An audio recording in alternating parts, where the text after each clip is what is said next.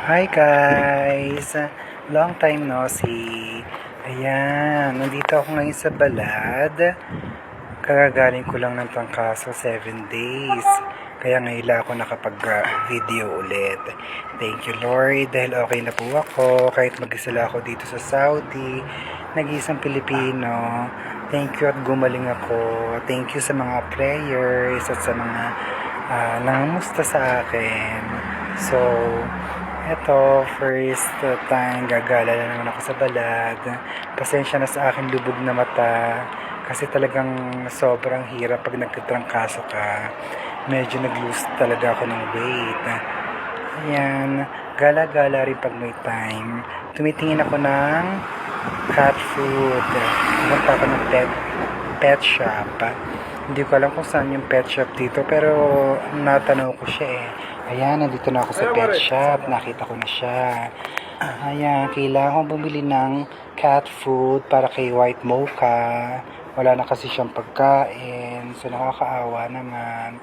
Medyo pricey ang price ng kanilang cat food. Hindi tulad doon sa binibilang ko. Pero, what to do? Kailangan bumili. Yan, checking din kung ano yung mga magagandang mabibili. Meron din sila mga playing toys, mga bird cage, mga cat litter. Ayan, tingin-tingin din. Punta ako dito sa fish tank, fish section. Ayan, makikita niyo yung mga small fish, at saka may mga goldfish. Ayan, may mga lovebirds and parrot. Nakakaawa sila, niliit lang man ang mga cage nila. Parang gusto lahat ng mga pinto nila at makalipad na sila lahat. Nakakaawa. Pero ang cute nila, ang gaganda ng color combination din ng mga birds, mga lovebirds. 115 daw ang 2 pieces. Oh, meron din meow at meron din rabbits. Silang tinitinda. Ang cute nila. Hello! What's your name? Ayan.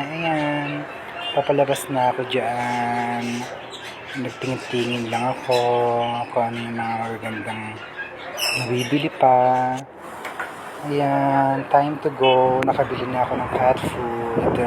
Pasensya na sa aking lubog na mata. Ayan.